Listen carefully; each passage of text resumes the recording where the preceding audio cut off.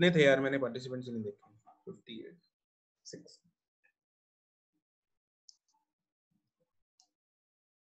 68 थे आज। अच्छा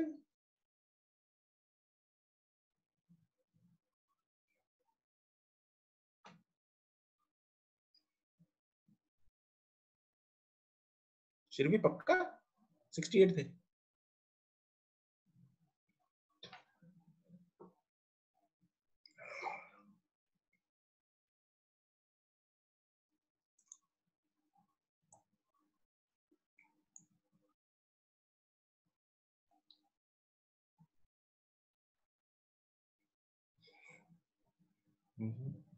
ओके यार फटाफट क्यों नहीं ज्वाइन करते यार तुम लोग।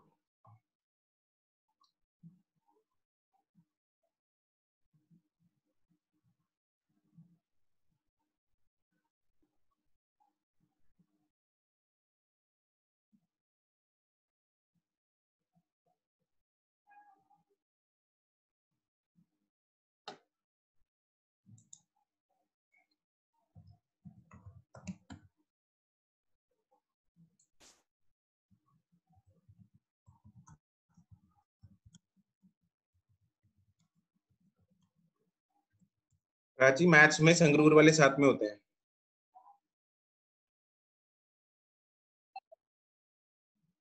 आज डिस्कशन क्लास में भी 68 ही थे मैथ में। आज भी संगरूर की क्लास साथ में थी।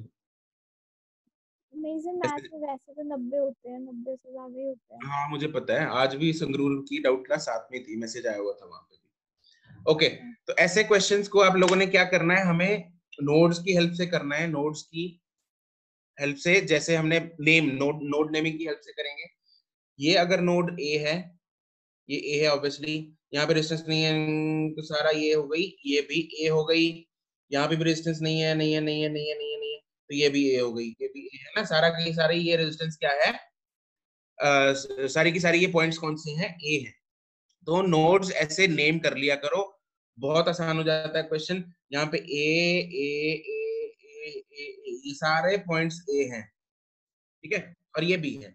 अब हम ए और बी के बीच में रेजिस्टेंसेस बनाएंगे, कौन कौन सी है। इस एक तरफ ए रख लो, एक तरफ बी रख लो, ठीक है। तो ए और बी के बीच में 8 है, बना दी। फिर ए और बी के बीच में 6 है, वो कैसे बनाएंगे, एक ही तरीका है, पैरेलल में। फिर ए और बी के बीच में 12 है, वो कैसा तरीका है, वो भी एक पैरेलल में। तो तीनों रेजिस्टेंस किस में आ हो गई, गया, ठीक है, आ गया समझ। ठीक है। तो इन क्वेश्चंस हाँ को जी, हाँ जी, करने का सबसे आसान तरीका यही। हाँ जी। क्वेश्चन भी जो है, जो 7th है, उसमें भी हम 7th में देखो, 7th में हमारे पास सर्किट क्या दे रखा है,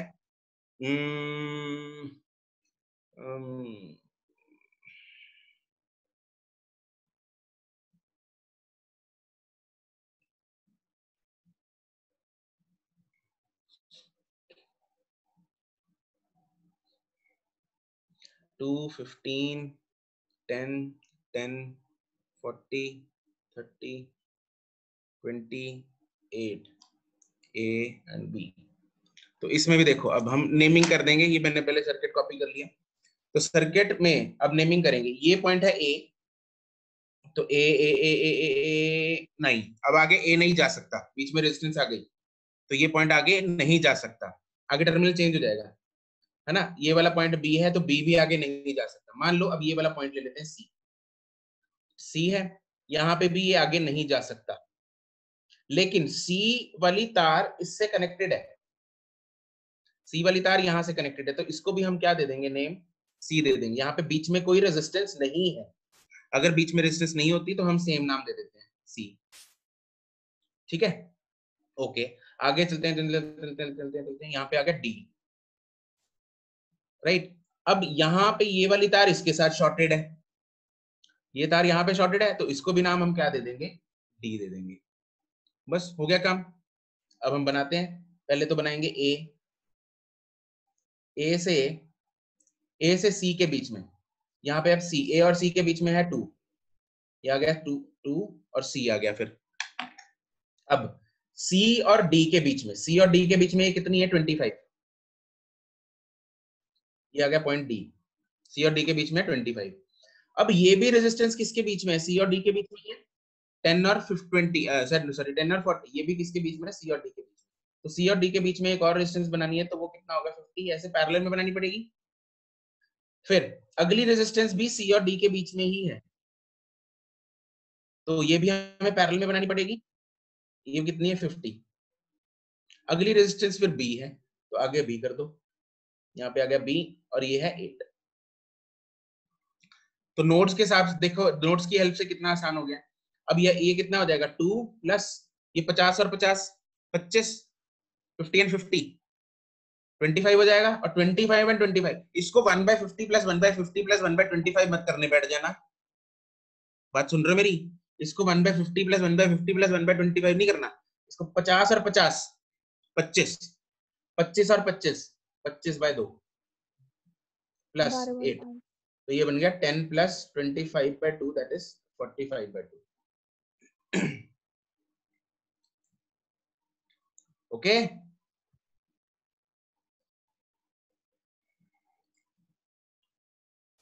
देव,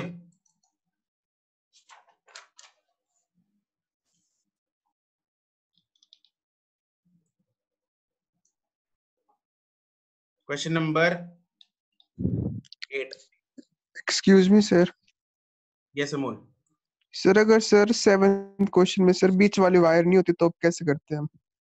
तो फिर कुछ और करते, जो भी दिया होता है उसके हिसाब से करते। ठीक है sir. Question number 8. The effective resistance A and B between A and B is 3. Find the value of R. ये है किसी का? नहीं है। 8 तो नहीं है ना? 8th और 9th? No sir. H का?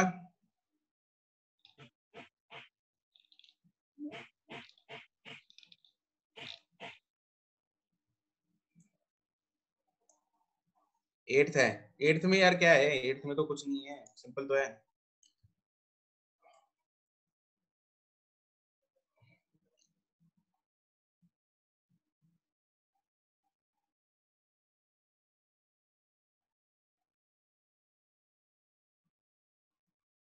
R444, ठीक है, सबको नाम दे देंगे। ये A, ये भी A, ये भी A, लेकिन यहाँ पे बीच में आ गया तो नहीं करेंगे, ये सारा ये है B। तो देखेंगे A, इसको नाम दे दो C, ये अलग पॉइंट है C, ठीक है। तो A और C के बीच में एक 4 है, फिर A और C के बीच में एक और 4 है, C और B के बीच में एक 4 है, एंड A एंड B के बीच में एक R है, ठीक है। तो ये 4 और 4 क्या हो जाएगा 2, 2 और 4 क्या हो जाएगा 6, 6 और R पैरेलल में है, तो 6 into R divided by 6 plus R is equal to, resultant हमें दे रखा है 3।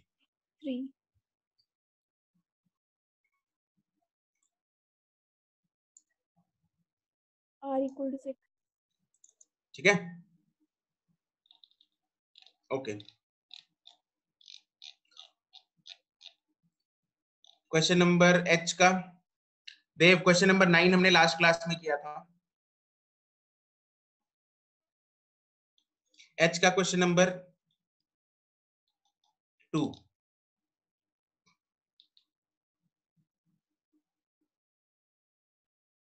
किसका है क्वेश्चन नंबर 2 H का, किस किसका है?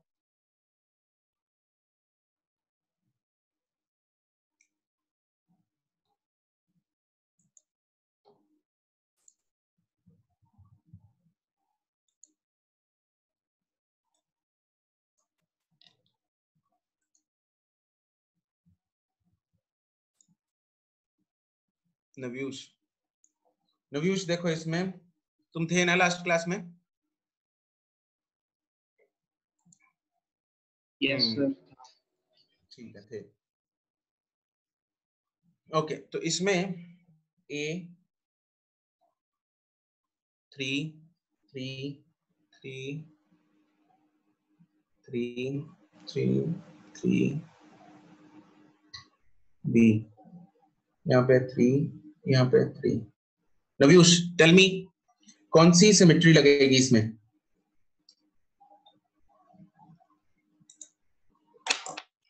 टेल मी कौन सी सिमेट्री लगेगी? सर सिमेट्री तो नहीं मिल रही थी मेरे को। क्यों नहीं मिली? ढूंढो।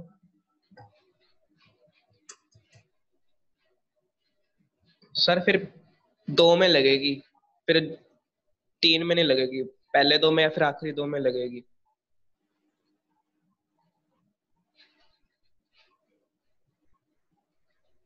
देखो इसमें दोनों सिमेट्रीज पॉसिबल है, राइट? तो इसको फोल्डिंग के साथ कर लेते हैं, राइट? या मिरर के साथ कर लो, मिरर सिमेट्री के साथ, जैसे मर्जी कर लो। ठीक है, मिरर के साथ कर लेते हैं। चलो यहाँ पे मिरर सिमेट्री लगाएंगे, बिल्कुल इधर वाला सर्किट बिल्कुल एग्जैक्टली इधर वाले सर्किट का मिरर इमेज है, दोनों मिरर इमेजेस बन गए। तो मान लो इधर से करंट I आया, इधर गया I1, इधर गया I2, ठीक है?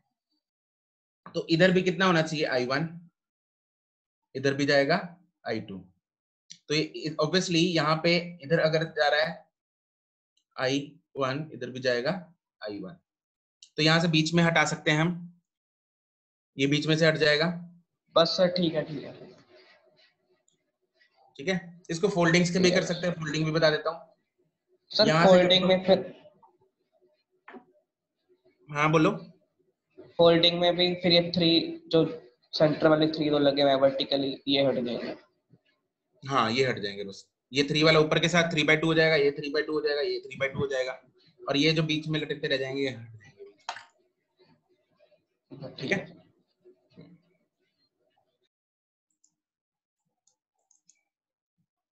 Exercise 1, question number 1, 2, 3,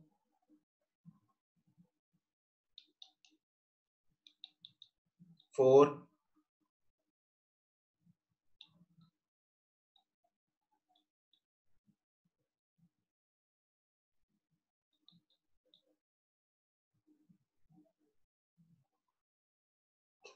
question number 3, 4 resistances PQ RX formed a Wheatstone bridge. The bridge is balanced when R is 100. P and Q को अगर इंटरचेंज कर दिया है, the bridge balances for 121.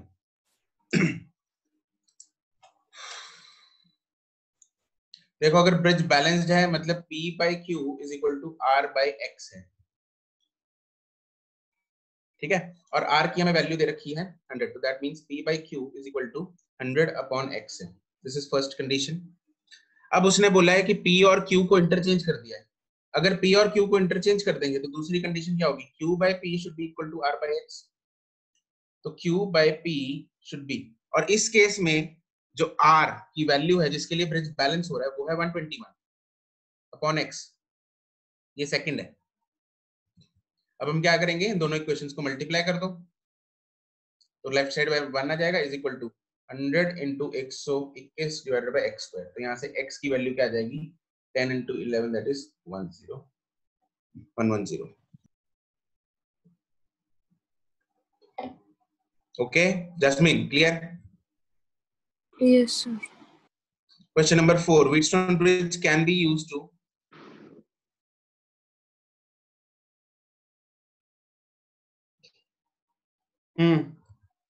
Fourth में कौन से पार्ट में डाउट है?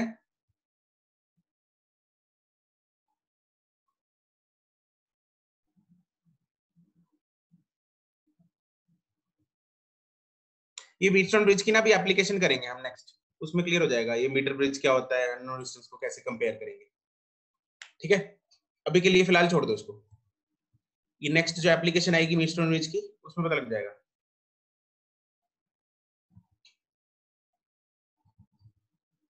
क्वेश्चन नंबर 5 6 5 है Wheatstone bridge, 3 resistances PQ are connected in the 3 arms and 4th arm is formed by resistance. क्या जैस्मिन इसमें क्या डाउट है?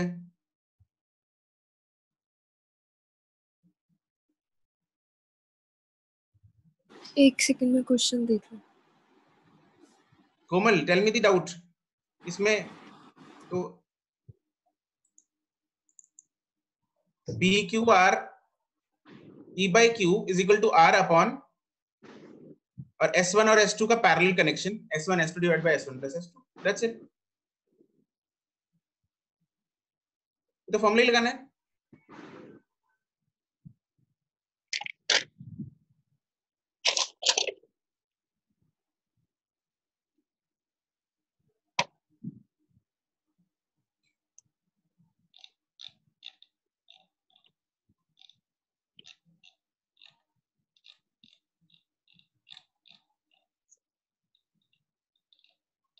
Question number 6, 7.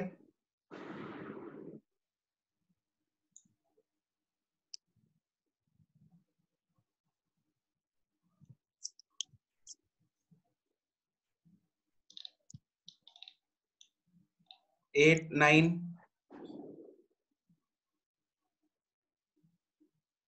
Jasmine and Komal, you guys have to tell me about question number 5. अगर होता है तो tell me immediately, अगर नहीं होता please try it.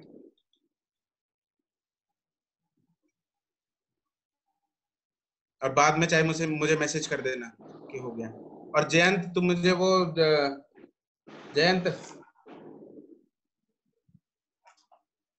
Yes sir. ये जो सर्किट है एक्स वाई वाला जो पहले मैं तेरे को बता रहा था, ये आधे घंटे में, क्लास के आधे घंटे बाद मुझे बताना, ठीक है? अच्छा कि चमका या नहीं चमका। चमक गया सर, अभी चमक गया, मैं अभी बता रहा हूँ। चमक गया, अच्छा ठीक है।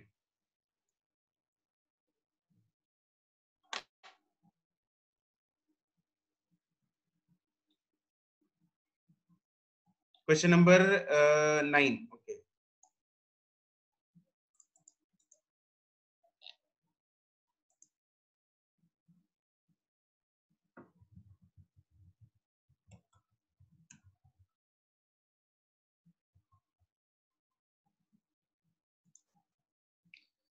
What will be the change in resistance of a circuit consisting of 5 identical conductors if the 2 similar conductors are added as shown in the figure? If R1 is the initial resistance of the circuit, R2 is the resistance after connecting the 2 conductors, ठीक है? देखो पहले हमें क्या दे रखा है, 1 2 3 कितने थे, 1 2 3 4 5, ठीक है? सबकी रेजिस्टेंस मान लो स्मॉल आर है। तो इन दो एंड्स के बीच में, ए और बी के बीच में कितनी रेजिस्टेंस होगी? नेचुरली कितनी होगी? 5 आर सारे के सारे किस में है? सीरीज में है। सारे के सारे किस में? सीरीज में। अभी हमने क्या कर दिया, 1 2 3 4 5 ए बी, ठीक है? R R R R R. अब हमने क्या कर दिया, यहाँ पे एक रेजिस्टेंस और लगा दी और यहाँ पे एक रेजिस्टेंस और लगा दी, ये भी आर की, ये भी आर की। तो क्या तुम लोगों को यहाँ पे दिख रहा है व्हीटस्टोन ब्रिज बन गया एक, ये वाला एक व्हीटस्टोन ब्रिज बन गया है। R by R is equal to R by R. R by R is equal to R by R. तो हम ये बीच वाला उड़ा सकते हैं। Can you imagine that? हो रहा है? हो रहा है, नहीं हो रहा? एक रेजिस्टेंस यहाँ पे लगाई है, एक रेजिस्टेंस यहाँ पे लगाई है। This is A, this is B, this is R, R, R and R.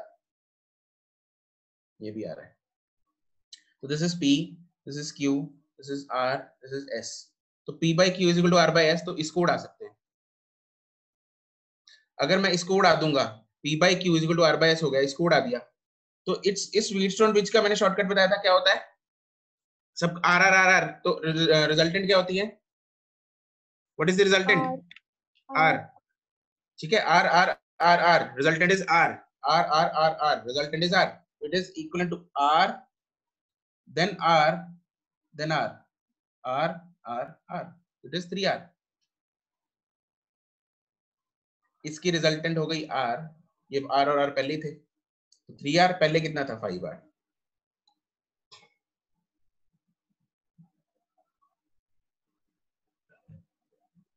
Aryan Arora,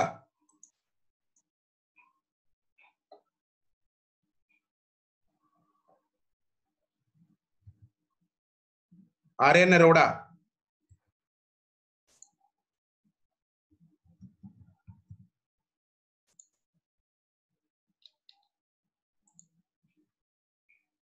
तुम पिछली क्लास में थे या नहीं थे? ये उड़ा क्यों दिया? What is Wheatstone bridge? P by Q is equal to R by S, तो इसलिए बीच वाला उड़ा देते हैं। भाई क्या कर रहे हो? P by Q is equal to R by S, तो बीच वाला उड़ा नहीं देते।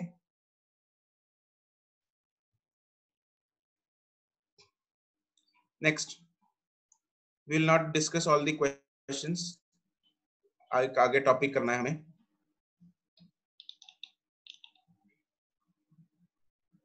सर पार्ट एफ के भी पढ़े थे। पार्ट एफ के भी, you are right, part F के भी पढ़े थे। ठीक है, जल्दी बोलो क्वेश्चन नंबर 10th,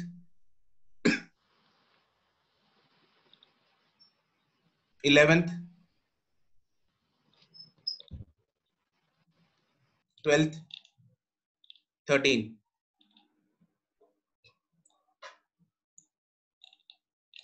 इलेवेंथ अभी किया है कोमल हमने।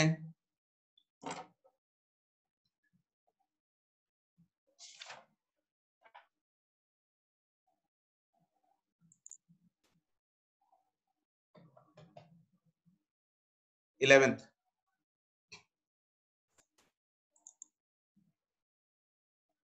थर्टींथ,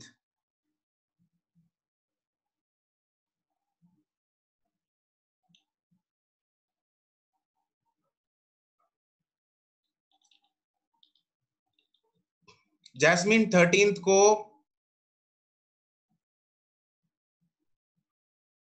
ये कौन है? हद होती है यार, मतलब 13th में ना यहाँ पे जॉइंट नहीं है Jasmine, it is not a joint hair.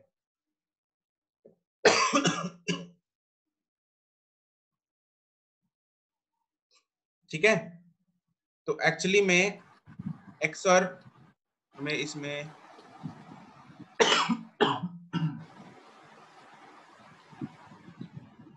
X और वाई के बीच में निकालना है।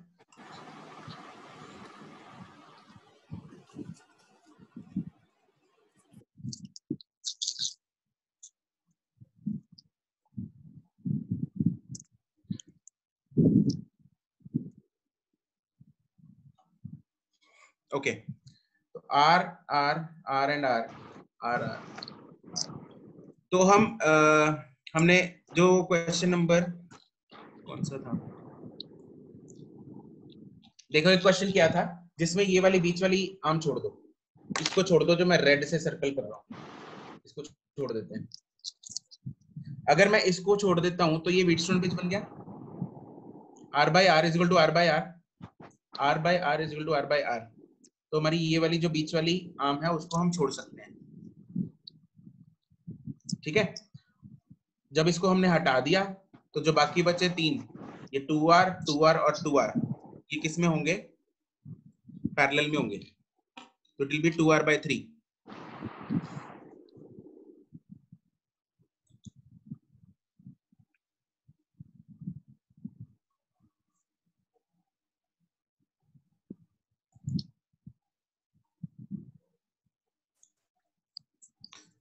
Is that okay? Yes, sir.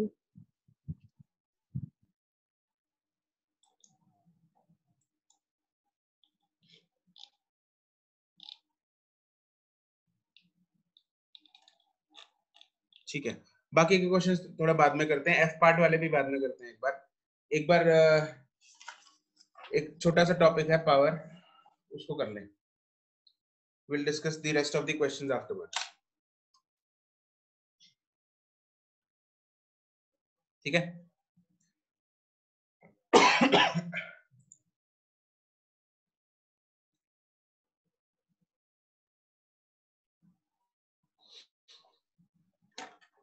Next topic is power. Next topic है पावर। पावर का formula P is equal to VA. P is equal to I square R. V square I square R. I square R। और कोई formula? तो sir P is equal to VI. P is equal to VI। और कोई formula? Rate of doing V work. square by R। P is equal to V square by R। V square by R। तो हमारे पास तीन फॉर्मूले हैं power के। Power is equal to V into I। It is also equal to V square by R। It is also equal to I square R। ठीक है। तो हमारे पास, अच्छा, इन तीनों फॉर्मूलों से what is the difference between these? इसमें से कौन सा फॉर्मूला कब लगता है?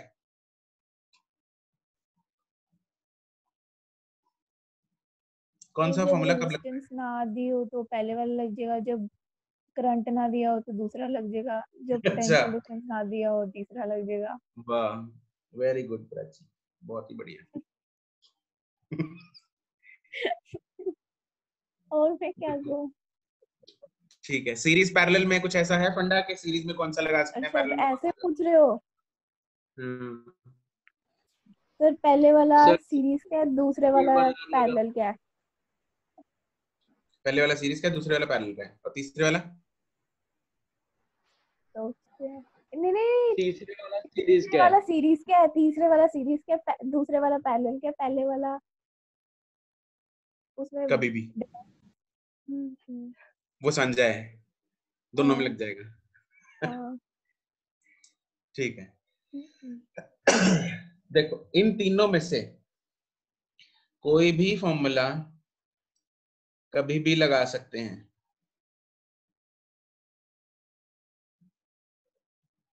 ठीक है। इनमें से कोई भी फॉर्मूला हम कभी भी लगा सकते हैं, but we prefer to use this formula. Prefer हम ये करते हैं कि use this formula in parallel and use this formula in series. But इसका मतलब ये नहीं है कि हम बाकी के फॉर्मूले सीरीज में नहीं लगा सकते या बाकी के फॉर्मूले पैरेलल में नहीं लगा सकते। ये प्रेफर इसलिए किया जाता है क्योंकि सीरीज में करंट सेम होता है सब में, तो करंट एक बार निकल गया तो हर एक रेजिस्टेंस से मल्टीप्लाई करेंगे तो हमारे पास सीरीज की पावर कंजम्पशन आती रहेगी। पैरेलल में वोल्टेज सेम होती है, तो इसलिए ये प्रेफर कर लेते हैं, अदरवाइज सब लगा सकते हैं। बस इसमें ध्यान ये रखना है कि जब हम पावर कंज्यूम निकाल रहे हैं, power consumed by any appliance, ठीक है, तो क्या होगा? Power consumed it is equal to V actual into I actual is equal to V square actual upon R उसका खुद का obviously is equal to I square actual into R उसका खुद का। ठीक है। तो उस अप्लायंस के अक्रॉस कितनी वोल्टेज है, यहाँ पे एक्चुअल का मतलब क्या है, उस अप्लायंस के अक्रॉस कितनी वोल्टेज है वो हमें पता होना चाहिए। उस अप्लायंस में करंट कितना जा रहा है वो हमें पता होना चाहिए। तो वो अगर हमें पता है तो उन दोनों को मल्टीप्लाई करेंगे तो हम पावर कंज्यूम निकाल सकते हैं। ऐसे ही ये फॉर्मूला भी लगा सकते हैं अगर हमें अप्लायंस के अक्रॉस वोल्टेज पता है और उसकी रेजिस्टेंस ले ली, या ये फॉर्मूला भी लगा सकते हैं अगर हमें अप्लायंस के थ्रू करंट पता है। ठीक है। तो जैसे सपोज यहाँ पे एक बल्ब है, दूसरा बल्ब है B2, एक तीसरा बल्ब है B3।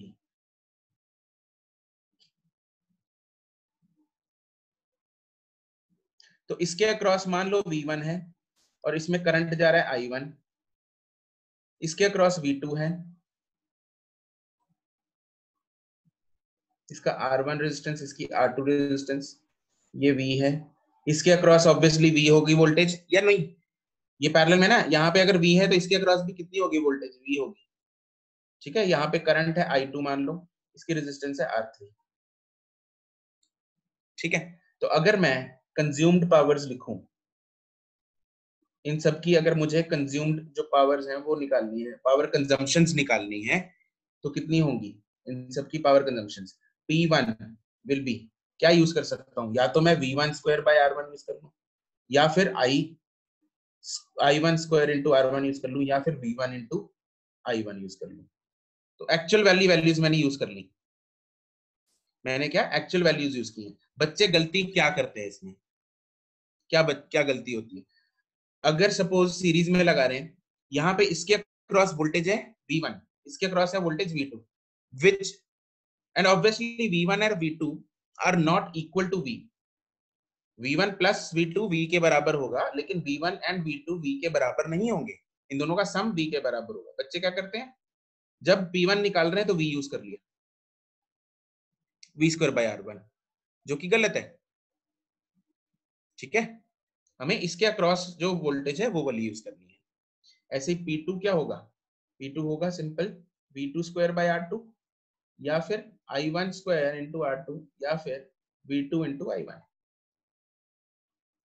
ऐसी P3 क्या होगा, it is V square by R3, या फिर I2 स्क्वायर R3, या फिर V इंटू I2। तो I hope it is very clear कि आप लोगों को कौन सी वोल्टेज एंड कौन सा करंट यूज करना है। इनमें से कुछ भी यूज कर लो, देयर इज नो रिस्ट्रिक्शन, आपकी मर्जी, आप कौन सा यूज करना चाहते हो। ठीक है, ये चिपकाओ फटाफट, उसके बाद आगे चलते हैं।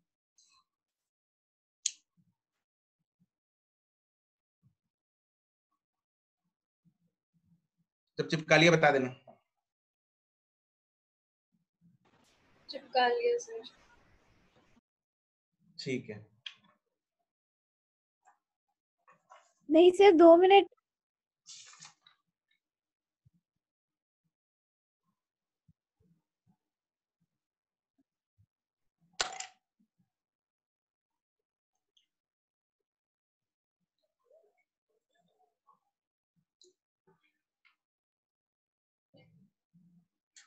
हो गया प्राची?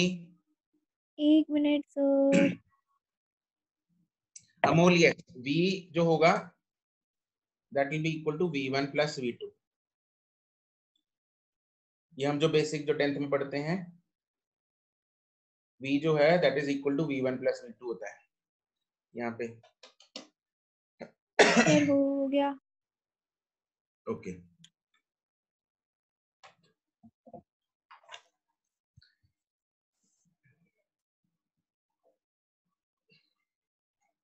नेक्स्ट है, अब हम इसके जो न्यूमेरिकल्स आते हैं वो कैसे करने हैं, हाँ, तो उसके लिए स्टेप्स लिखेंगे। Steps to solve the numericals based on power consumption. Steps to solve the numericals based on power consumption.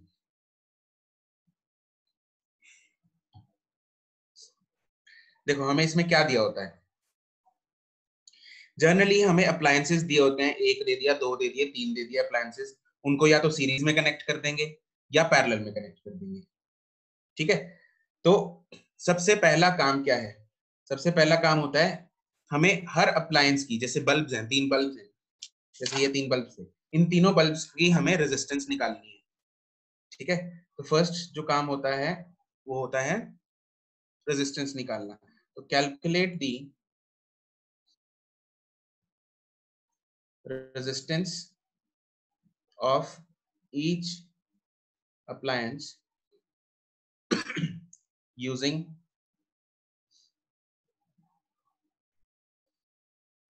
It's rating. अब रेटिंग क्या होता है, रेटिंग क्या होता है, आप लोगों ने अप्लायंस में देखा होगा बल्ब पे कोई भी CFL उठाना, घर पे पड़ी होगी, तो उस पे रेटिंग लिखी होती है उसकी। क्या रेटिंग लिखी होती है? जैसे 100 वॉट 220 वोल्ट्स, ऐसी रेटिंग लिखी होती है। This is the rating. तो इस रेटिंग का मतलब क्या है? पहले तो इस रेटिंग का मतलब समझते हैं। इस रेटिंग का मतलब ये होता है कि this bulb will consume 100 watts of power when it has 220 volts across it। तो जब इसको 220 वोल्ट की वोल्टेज इसके अक्रॉस, इसके एंड्स के अक्रॉस मिलेगी, तो ये 100 वॉट की पावर कंजम्पशन करेगा। ठीक है, तो this bulb will consume 100 watts of power when it has 220 volts across it. Obviously अगर वोल्टेज इससे ज्यादा होगी तो ये बल्ब उड़ जाएगा, फूक जाएगा ये। अगर कम होगी तो पावर कंजम्पशन कम होगी। If voltage supplied is greater than voltage rating, if voltage supplied is greater than voltage rating, rating voltage ये है 220, अगर उससे ज्यादा करेंगे then bulb fuses। if voltage supplied is less than voltage rating, then क्या होगा? ये 100 वॉट की जगह कम पावर कंजम्पशन करेगा, then it will consume less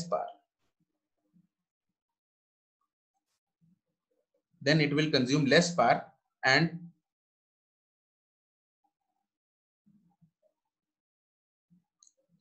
obviously ये जो उतना ग्लो भी नहीं करेगा। ठीक है, and will glow less। अगर बल्ब्स की बात हो रही है तो obviously it will glow less, it will consume less power अगर हमने सप्लाइड वोल्टेज रेटिंग से कम दी है। ठीक है, अब चलो ये तो रेटिंग के बारे में बताया था मैंने बीच में। This is all about rating. अच्छा, हम रेजिस्टेंस कैसे कैलकुलेट करेंगे? हमारे पास फॉर्मूला क्या है? P is equal to V square by R होता है, therefore R is equal to V square by P। और V और P कौन से हैं? ये भी रेटिंग का है, ये भी रेटिंग का है। तो हमने इस बल्ब की रेजिस्टेंस कैसे कैलकुलेट कर ली? Resistance is equal to V square by P, V square by P, V square rating upon P rating. तो यहां से मेरे पास इस बल्ब की रेजिस्टेंस आ जाएगी।